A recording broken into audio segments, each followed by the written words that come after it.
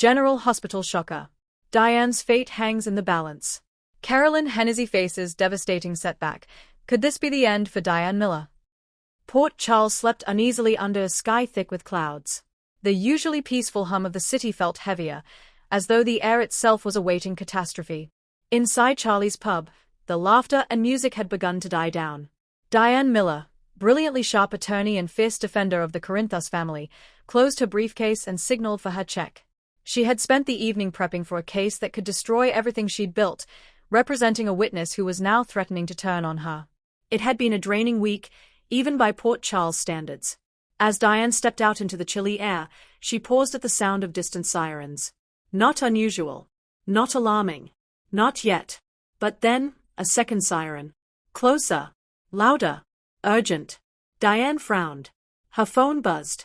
A message from Alexis. Call me when you can. Bad feeling about your case. Something doesn't add up. Diane smiled softly. Alexis Davis, fellow attorney and occasional partner in chaos, worried too much. Still, Diane typed back. Relax, counselor. I'm fine. Headed home now. She hit send. Then the world exploded. A gunshot. Then another. A scream. The bartender's or her own, she couldn't tell. Diane staggered, pain flooding her side as someone grabbed her from behind. She tried to shout, but a hand clamped over her mouth. The last thing she saw was a pair of eyes, cold, familiar, but impossible to place, before everything went black. The following morning, General Hospital buzzed like a disturbed beehive. Nurses whispered, doctors rushed, and the waiting room overflowed with frantic voices. Sonny Corinthos burst in with a force that sent chairs sliding. Where is she? He barked. Carly, Michael, Sam, and Alexis were already gathered. Alexis's hands trembled uncontrollably. Epiphany approached, her face heavy with grief. She's in surgery, she said quietly. It's bad. Alexis felt her legs go weak. Carly caught her before she could fall. What happened? Sonny demanded. Epiphany swallowed. Multiple gunshot wounds. Internal bleeding. And she was left for dead. Sonny's jaw twitched.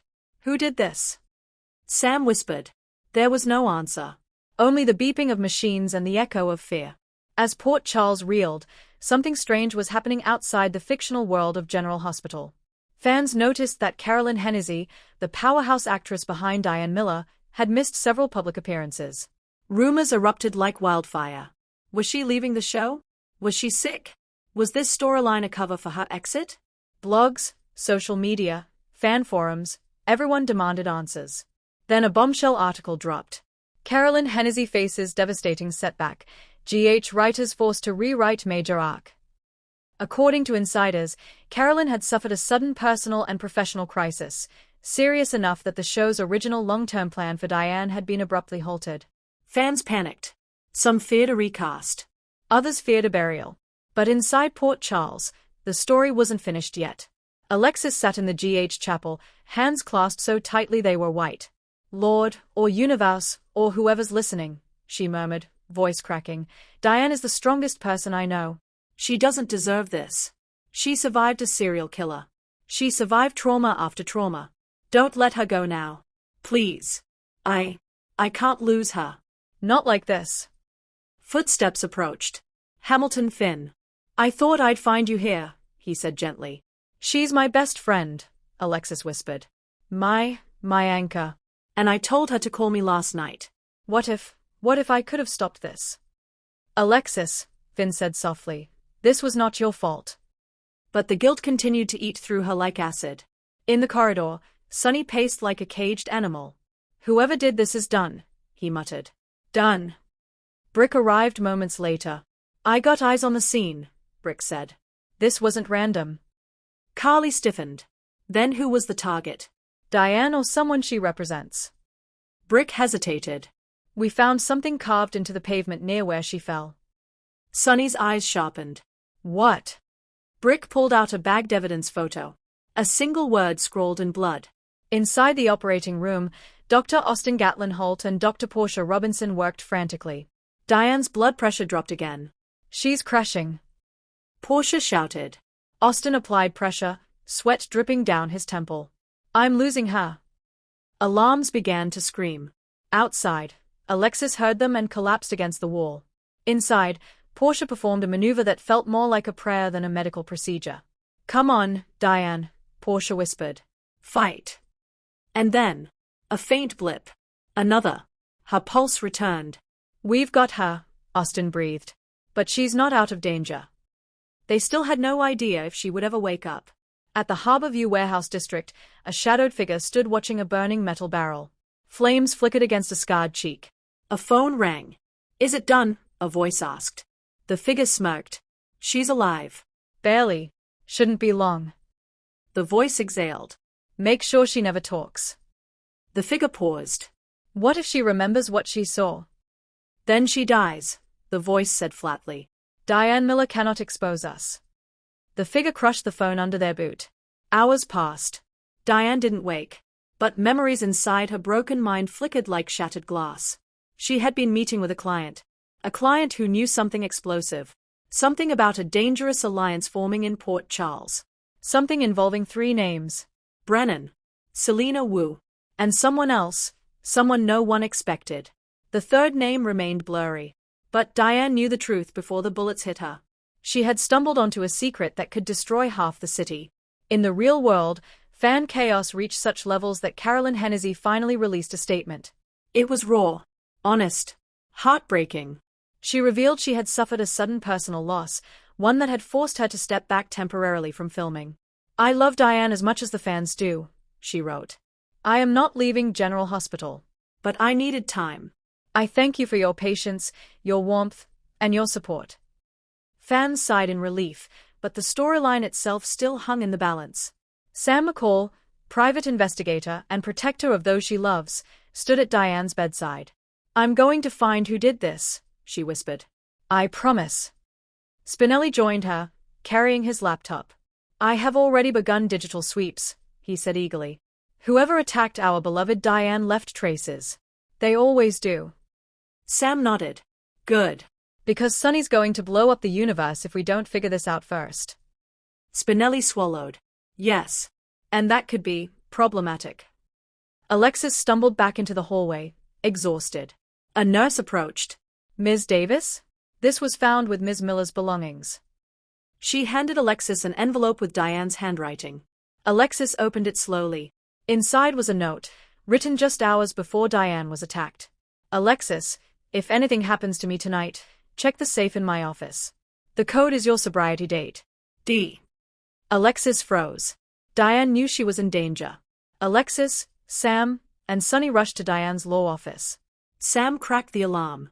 Alexis opened the safe. It was empty, except for one thing. A single playing card. The Queen of Spades. Sam's eyes widened. "This is a calling card." Sonny growled. "This is a threat." Alexis whispered, "And someone beat us here." Back at GH, Diane's heart rate suddenly spiked. Monitors shrieked. Portia raced in. "She's hemorrhaging again." Austin cursed. "We're losing ground."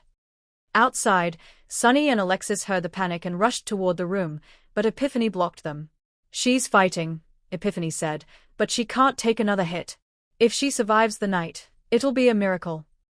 Alexis burst into tears. Sonny placed a hand on her shoulder. "We aren't losing her," he said. "Not like this." But deep down, fear gnawed at him. What if they already had? The network executives held emergency meetings. They had planned a massive Diane-centric story for months. Now everything was thrown into chaos. Behind the scenes, the writers debated. Do they write Diane into a coma? Do they recast? Do they wait for Carolyn's return? No one knew. But one thing was certain. The audience would riot if Diane Miller died. Sam returned to the docks where Diane had been found. She examined every bullet hole, every footprint. Then she saw it. A symbol carved lightly into the concrete.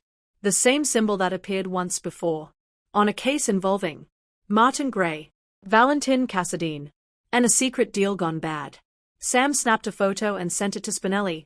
Minutes later, Spinelli called back. "Sam, this is bigger than we thought." "Who is it?" Sam asked. Spinelli whispered. "The third partner is someone from inside the justice system." Sam's blood ran cold. "That means—" "Yes," Spinelli breathed. Diane wasn't the target. She was the obstacle.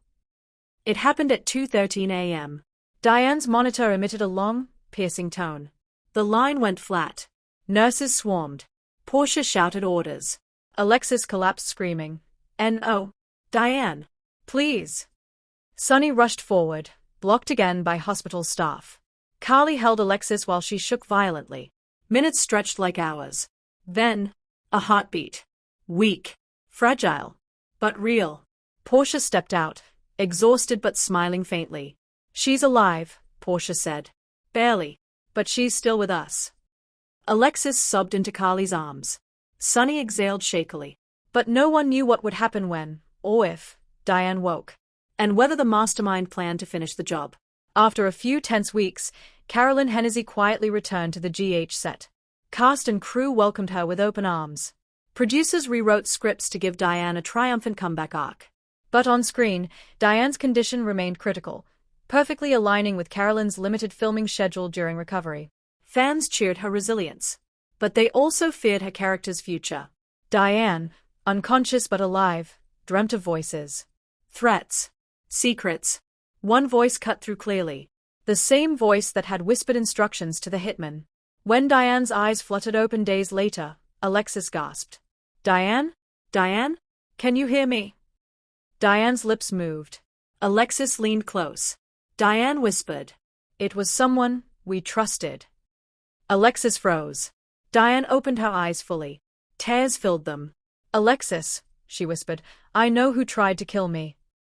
Alexis swallowed. Who? Diane squeezed her hand, gathering every ounce of strength she had. It was. The monitor began to beep wildly again. Doctors rushed in. Alexis screamed for her to stay awake.